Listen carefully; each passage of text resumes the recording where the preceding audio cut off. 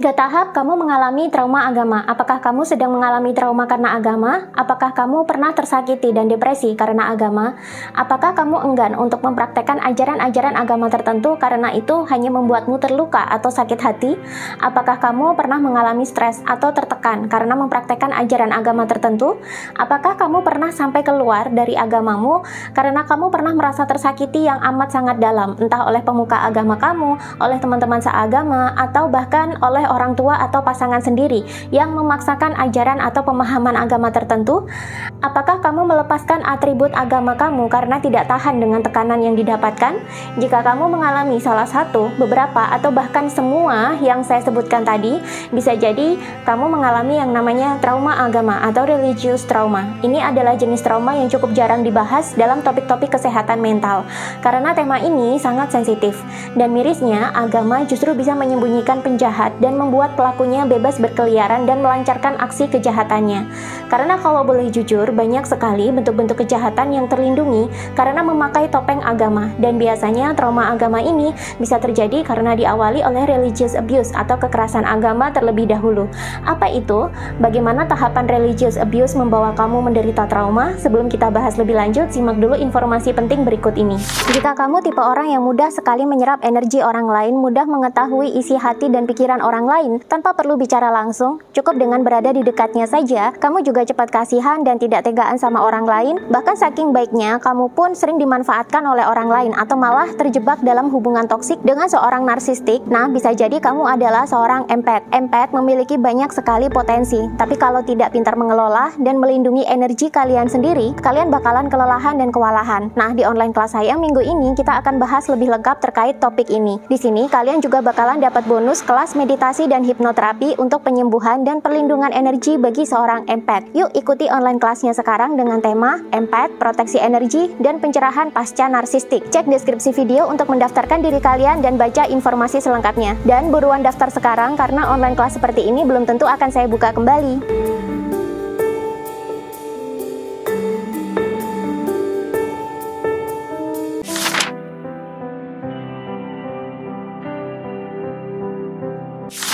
Fenomena trauma agama atau kekerasan agama seperti ini bahkan mengilhami pembuatan film Tuhan Izinkan Aku Berdosa, karena banyak sekali fenomena manusia menjadi jahat tapi menggunakan agama sebagai kedok atau melindungi diri mereka, sehingga ini menimbulkan trauma yang mendalam terhadap korbannya. Jika kamu mengalami trauma agama, itu bukan berarti kamu bersalah.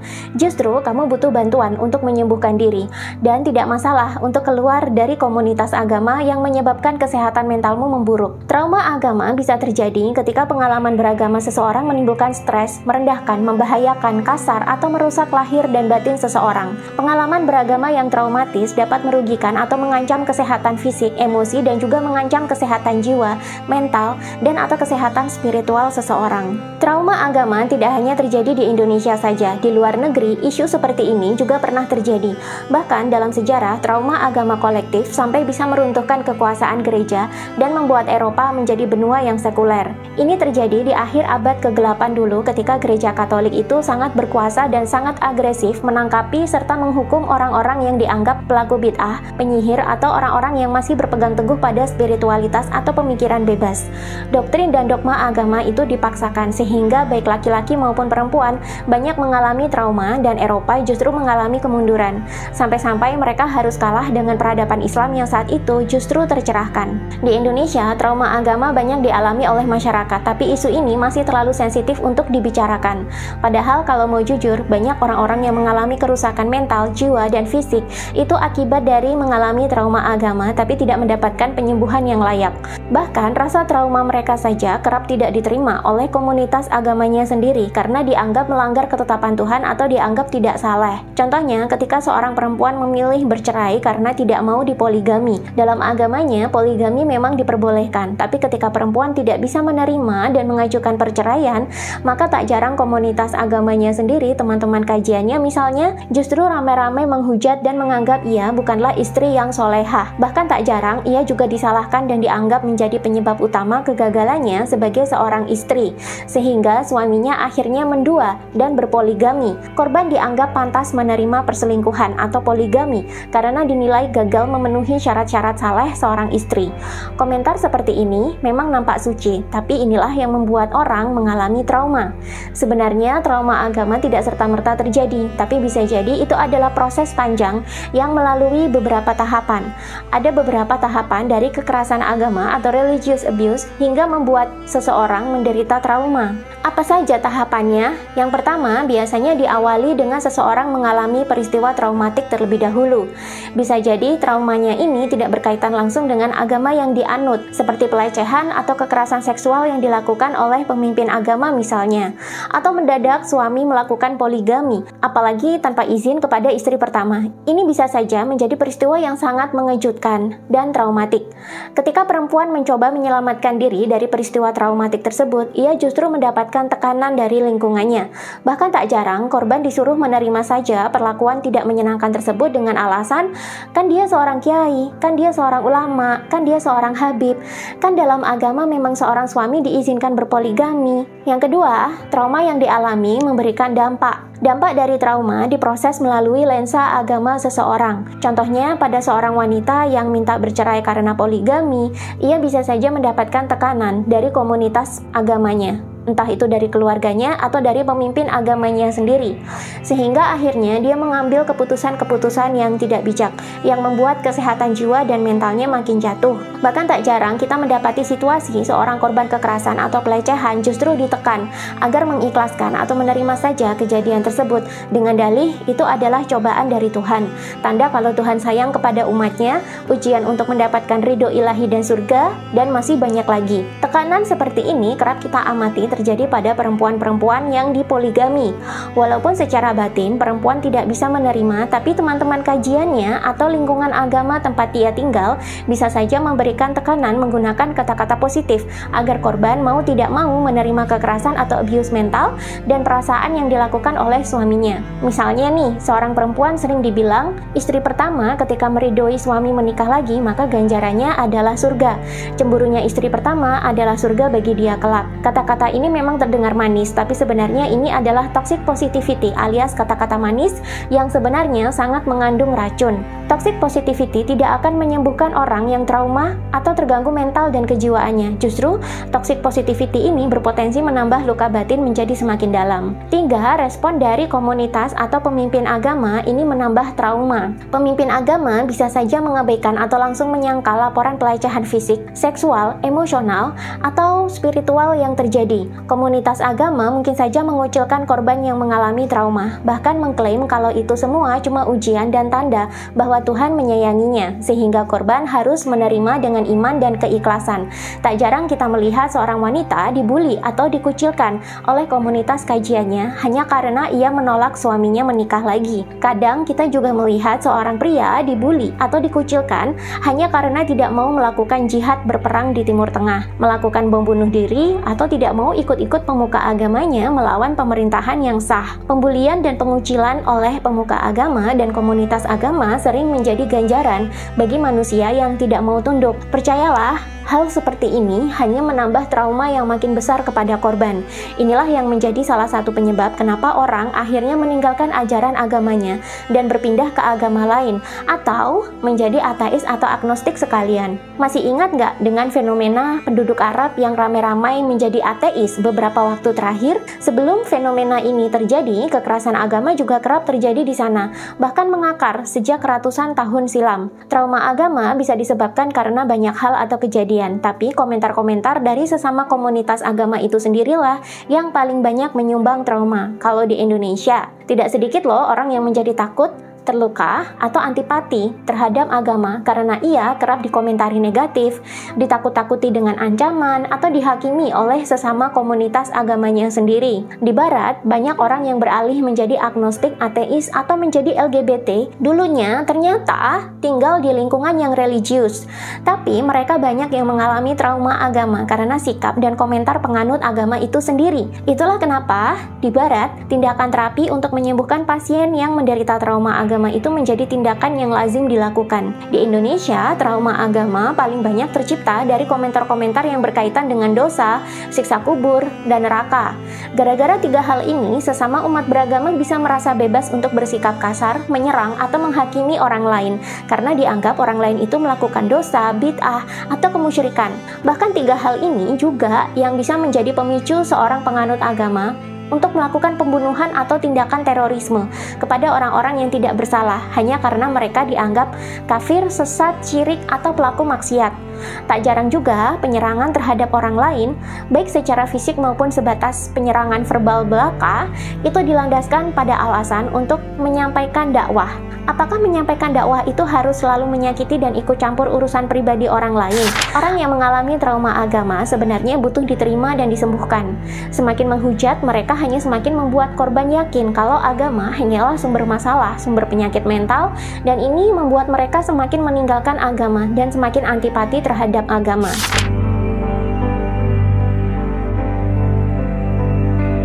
Abuse atau kekerasan adalah tindakan menyakiti, melecehkan, atau menganiaya orang lain. Religious abuse atau kekerasan agama adalah bentuk tindakan-tindakan menyakiti yang dilakukan menggunakan agama, baik oleh sesama penganut agama, oleh orang tua, oleh pasangan, oleh institusi, ataupun oleh pemuka agama itu sendiri. Kekerasan agama atau religious abuse sering terjadi ketika agama seseorang digunakan untuk mengendalikan orang lain. Di Indonesia, kasus-kasus religious abuse sering terjadi antara orang tua kepada anak, pemimpin agama kepada jemaatnya, suami terhadap istrinya, atau antara pemilik pondok pesantren kepada santrinya. Kadang pemaksaan atribut agama atau pemahaman agama tertentu yang terjadi di institusi, entah itu institusi pendidikan atau pemerintahan, itu juga bisa dikategorikan sebagai religious abuse atau kekerasan agama. Religious abuse adalah bentuk kejahatan yang sangat kejam, karena seringkali korban dibuat bungkam karena takut ketika mereka melawan, mereka dianggap melawan agama dan Tuhan. Sedangkan pelakunya bebas dan kerap tidak merasa bersalah. Malahan banyak juga yang malah merasa dirinya itu agung atau suci.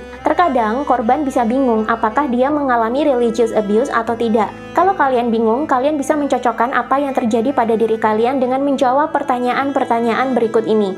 Kalau jawabannya iya, berarti kalian adalah korban dari religious abuse atau kekerasan agama, dan sebaiknya segeralah keluar dari situasi tersebut sebelum rasa sakitnya berubah menjadi trauma. Pertama, pernahkah seseorang menggunakan keyakinan agama atau praktek agama kalian untuk memanipulasi kalian melakukan tindakan tertentu? Misalnya, kalian diajak nikah siri oleh seorang pemuka agama dan hendak dijadikan istri kesekian, padahal kalian tidak suka dan punya insting bahwa itu salah. Tapi pemuka agamanya justru mendoktrin kalian dengan dalil bahwa poligami itu diperbolehkan dalam agama. Maka kalian boleh waspada. Sejak kapan sih praktek beragama itu harus mengorbankan perasaan seorang wanita? Atau bisa jadi suatu saat kalian masuk ke dalam grup kajian, tapi di situ kalian diajarkan untuk berjihad dengan cara menyerang atau menyakiti orang lain, hanya karena mereka berbeda aliran atau berbeda agama dengan kalian. Pemuka agama di grup tersebut berdalih, penyerangan yang kalian lakukan adalah suatu kemuliaan,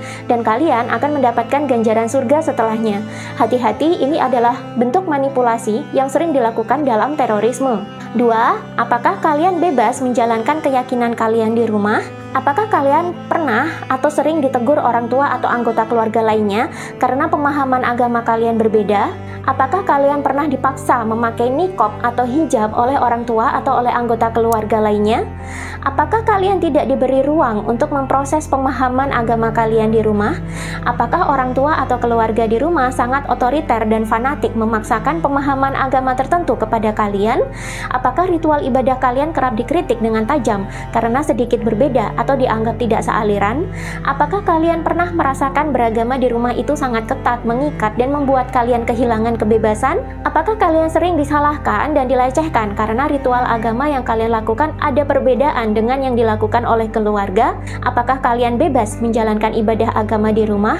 Ataukah kalian dipaksa menganut agama tertentu oleh orang-orang di rumah?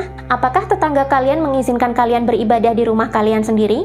Apakah kalian pernah diusir atau disuruh pindah ketika menjalankan ritual agama kalian tanpa sebab atau alasan yang jelas? Jika jawabannya iya semua, hati-hati. Kalian bisa saja sedang mengalami yang namanya religious abuse di rumah. Rumah seharusnya menjadi tempat privat yang nyaman untuk beribadah dan berkomunikasi dengan Tuhan. Jika kebebasan beragama di rumah saja sudah terganggu, biasanya kesehatan spiritual seseorang juga bisa terganggu. Ketika kesehatan spiritual seseorang terganggu, ini bisa berdampak kepada kesehatan emosional, kesehatan jiwa, dan kesehatan mental kalian juga. Pernah nggak sih kalian melihat seorang anak secara emosional dia mengalami gangguan karena orang tuanya ternyata sangat ketat mengontrol agamanya di rumah? Nah, itulah salah satu dampaknya. 3. Apakah orang tua atau pasangan memaksakan agama kepada kalian? Yang dipaksakan di sini tidak hanya pemahaman agamanya saja ya, tapi apakah kalian juga dipaksa untuk mengenakan atribut agama tertentu? Ketika kalian memutuskan untuk berpindah agama atau tidak menganut agama sekalipun, apakah orang tua masih menerima kalian dengan baik? Ataukah kalian justru mendapatkan perlakuan buruk setelahnya? Apakah kalian dipaksa berpakaian dengan model agama tertentu agar dianggap saleh dan baik? Jika iya, maka ini sudah termasuk ke dalam religious abuse. 4. Pernahkah pemimpin agama kalian membenarkan perilaku kekerasan dalam rumah tangga atau bahkan melindungi pelakunya? Jika di dalam pernikahan kalian mendapati seorang suami atau ayah melakukan kekerasan kepada istri atau ibu, lalu pemuka agamanya justru menyuruh korban untuk diam dan menerima saja tindak-tindak kekerasan tersebut, maka apa yang dilakukan oleh pemuka agama tersebut sama saja dengan religious abuse. Kekerasan dalam bentuk apapun itu tidak dibenarkan dalam berumah tangga. Bukan berarti laki-laki itu imam lalu perempuan itu makmumnya, maka laki-laki bebas berbuat seenaknya terhadap perempuan dan anak-anak, bahkan melakukan hal-hal yang berbau kekerasan. Tidak hanya kekerasan fisik saja loh ya, kekerasan verbal pun itu tidak dibenarkan dalam rumah tangga. Bayangkan kalau kalian tinggal dengan seorang abuser atau pelaku kekerasan selama bertahun-tahun, walaupun pemuka agama menyarankan untuk menerima dan memaafkan saja kejadian tersebut dengan alasan patuh terhadap agama, ini pasti berdampak pada kesehatan mental anak dan ibu. Karena tinggal serumah dengan seorang abuser itu jauh lebih mengerikan dan jauh lebih berdampak negatif ketimbang kalian dipukul penjahat di jalan yang tidak dikenali. Malah kalau saya sarankan, kalau ada pemuka agama yang menyuruh kalian untuk menerima, mengikhlaskan, dan memaafkan begitu saja tindakan-tindakan kekerasan yang terjadi di rumah, segera jauhi pemuka agama tersebut dan carilah saran dari orang lain yang lebih profesional dalam menangani kasus-kasus kekerasan. 5. Apakah atasan kalian membatasi karir kalian atau menolak promosi jabatan kalian karena menganut agama atau aliran tertentu? Apakah kalian pernah ditolak oleh perusahaan hanya karena tidak menganut agama yang sama dengan yang dianut oleh petinggi perusahaan tersebut? Apakah kalian pernah ditahan jenjang karirnya karena tidak mau menganut dan mempraktekkan aliran agama yang sama? Apakah kalian diragukan kebaikan dan kinerjanya di kantor hanya karena tidak mau mengenakan atribut agama tertentu? Pada dasarnya, pekerjaan atau perusahaan itu tidak ada kaitannya dengan agama, kecuali kalian bekerja pada institusi atau yayasan yang mengatasnamakan agama tertentu. Tapi sekarang, kadang kita menemui kasus ada institusi atau perusahaan tertentu yang menolak promosi atau menahan jenjang karir seseorang hanya karena dia tidak mau memakai atribut agama tertentu saat bekerja. Padahal itu bukanlah institusi atau perusahaan agama. Tak peduli seberapa baik kinerja orang tersebut, jika ia tidak mau menerapkan aliran agama atau mengenakan atribut agama yang sama dengan yang dianut oleh atasannya, maka karirnya akan stuck. Ia juga sulit mendapatkan kenaikan gaji karena menjadi korban diskriminasi di kantor. Jika hal ini terjadi pada kalian, kalian boleh kok memikirkan opsi untuk mencari pekerjaan di tempat lain. Buat apa sih kalian kerja kalau kesehatan mental terus terganggu? 6. Pernahkah pemimpin agama kalian menganjurkan kalian untuk bertahan dalam kekerasan hanya supaya kalian mendapatkan ridho atau semakin dekat dengan Tuhan? Kekerasan apapun tidak dibenarkan, apalagi menggunakan dalil-dalil agama.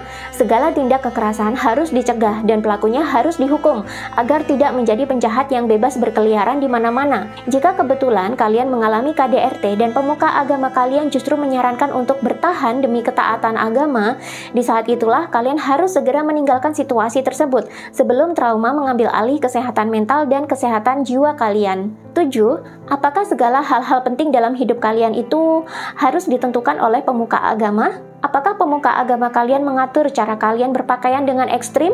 Apakah pemuka agama melarang kalian bepergian atau keluar rumah karena takut kehadiran kalian memancing dosa dari lawan jenis? Apakah segala kebebasan hidup kalian harus berdasarkan pada fatwa pemuka agama? Apakah keputusan kalian memiliki anak juga diatur-atur oleh dalil-dalil pemuka agama? Bahkan, Apakah interaksi kalian dengan pasangan pun harus atas persetujuan, dalil, dan fatwa agama yang dilontarkan oleh pemuka agama kalian?